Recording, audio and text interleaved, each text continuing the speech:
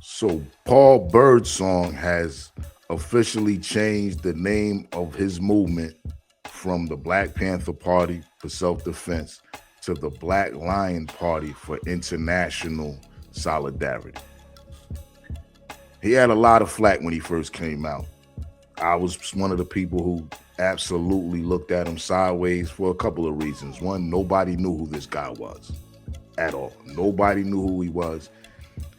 And he was using a certain type of language. He was looking to incite people to pick up arms and go after ICE, basically. I mean, I'm just gonna make it plain. He basically was saying pick up arms and defend the undocumented immigrants that ICE are coming to detain and deport. And he used the Black Panther emblem, the Black Panther name, and he said that he was supported by Aaron Dixons, who is the former captain of the Seattle chapter of the original Black Panther Party. You know, after he came on the scene, there was a whole bunch of people who had things to say about him not only just using the Panther name, but his actual intentions in the movement. We seen the video of Huey Newton's niece, Maisha Newton, who was one of the first to come out and speak against Paul Birdsong and using the name Black Panther Party. She went as far as to say that she was going to send a cease and desist letter as well as a lawsuit, which, I mean, this is ridiculously corny.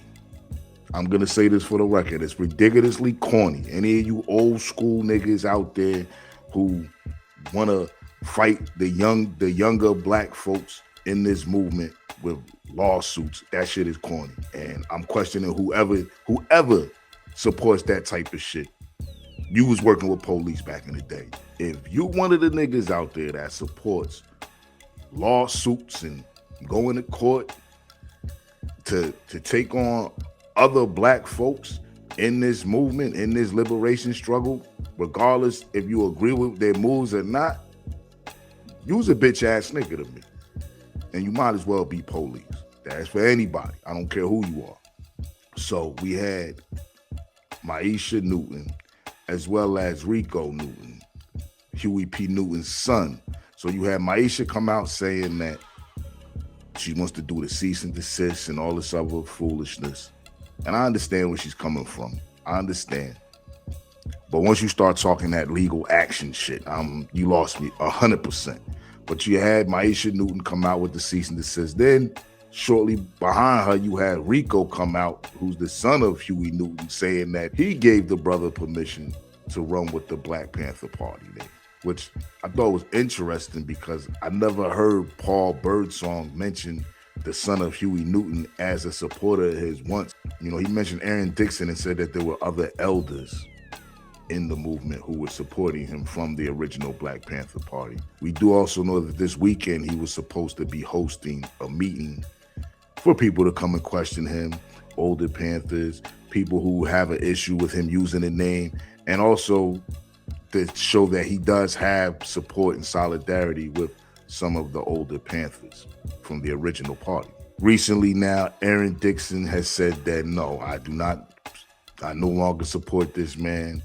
We're not having any meeting in Philly. And he also requested that Paul Birdsong make a video, which is online. I'm sure you could see that, catch that video. But he requested that Paul Birdsong make a video pretty much dropping the Panther moniker, saying that he no longer will be using the name Black Panther Party and announcing the new name, the Black Lion Party for International Solidarity.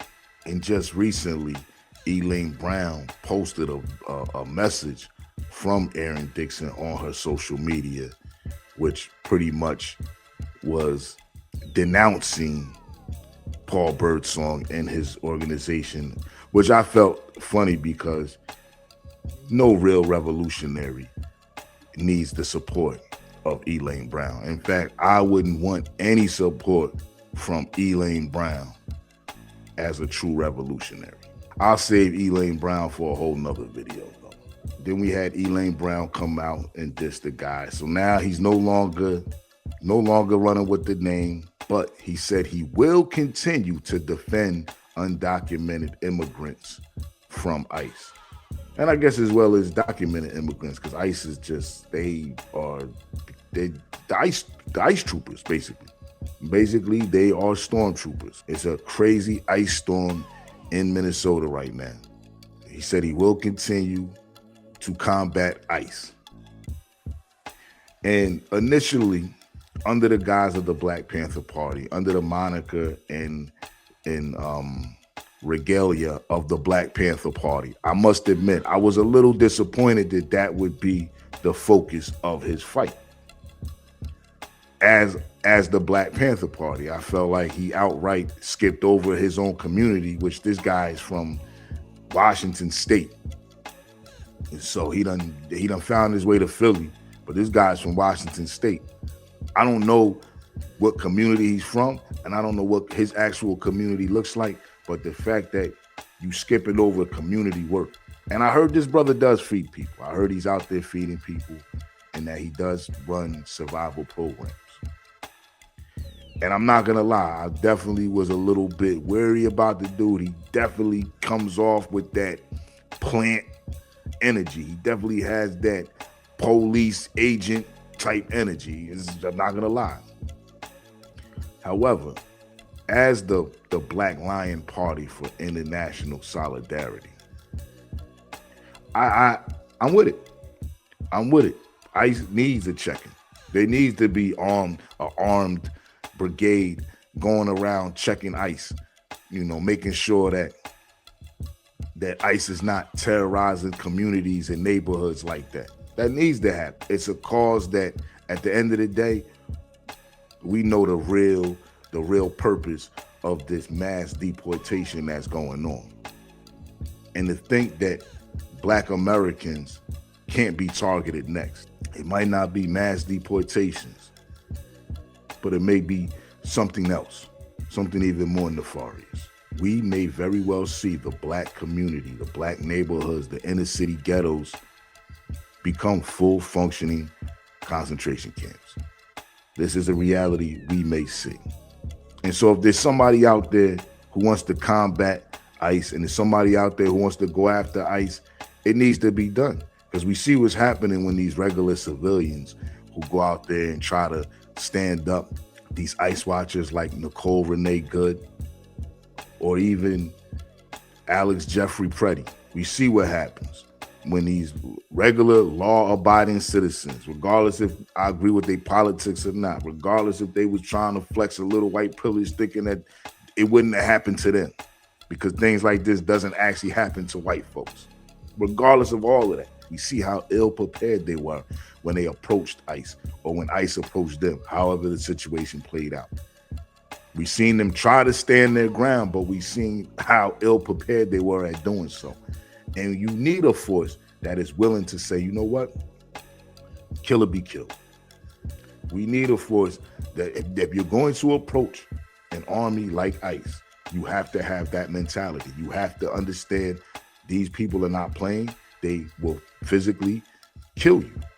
It's just that simple. And you have to be ready to defend yourself against that type of force if you want to be one of these ICE watchers. And I would suggest all ICE watchers contact Paul Birdsong and see what y'all can do together as in solidarity. I seen Paul Birdsong recently say that they're giving he will pay for your gun license in Philadelphia and train you how to use the gun and things of this nature. This is the type of shit that ICE Watch needs. Y'all need to be going around with guns and not just little pistols concealed. Y'all need to have something big out on your shoulders walking around, so when they see you, they know what kind of confrontation this is going to be ahead of time. They know that it's not going to be us bullying or pushing people around. I'm just going to say, lastly, I definitely would like to see what the future brings for this organization if they continue to go that route. And I support that route. And I have nothing negative to say. Anything negative I've said about them in the past, I'll put on hold and I'll reserve any judgment to see how they move forward. Period. I still have my suspicions about this brother, But if that's the route you're gonna go, if you realize, okay, using the name Black Panther Party for self-defense and not actually being a party that's defending black people, but being this, you want to rock out with the immigrants, cool. But that wasn't, what the actual Black Panther Party was about. And I'm not here to, I don't want to go back and forth with the ideology of any of these movements or any of these groups, but I do want to say that we have to be mindful. We can't be out here fighting each other on these social medias, whether it's old Black Panthers, the new Black Panthers, or the Black Lions, whether it's FBA, whether it's Pan-Africanist, whether it's Muslim, Hebrew, whatever it is. We can't be on these platforms fighting with each other. It's stupid. I used to be in the streets heavy. There was no point in time where I was in the streets that I would have beef with somebody and go meet them in the parking lot of the police station to settle our differences. But this is exactly what we are doing when we hop on these social medias. Me, myself included. I've been guilty of it as well. But this is exactly what we are doing. And when allowing history to repeat itself. Look at the former Panther Party. Look at the original Panther Party and why it was destroyed. It was destroyed because of agents and police infiltration. It was destroyed because police infiltrated so bad that you had police in positions of leadership. You had, women who were playing double agents, sleeping with this one, sleeping with that one, causing this one to get killed. You had a whole bunch of things that took place that pretty much caused the implosion of the original Black Panther Party. The original Black Panther Party was imploded from the inside. That's the reality. And not looking at that and not really studying and analyzing that. You know how they say this is something that needs to be studied? That needs to be studied because we are still repeating the same bullshit. We're not getting behind the scenes to iron out our differences. If I got an issue with you, I'm going to hop online and talk about it. You got an issue with me, you're going to hop online and talk about it. We're not picking up phones. We're not having meetings behind the scene. We're not finding out, okay, who is your elder? How can I get in touch with you behind the scene? And if it's that serious, we may have to iron out our issues, but behind the scenes, we're not having that. Everything is up front and on social media for everybody to see. That's the real police type shit. And I got to include myself as playing a part of that. But again, what do I know?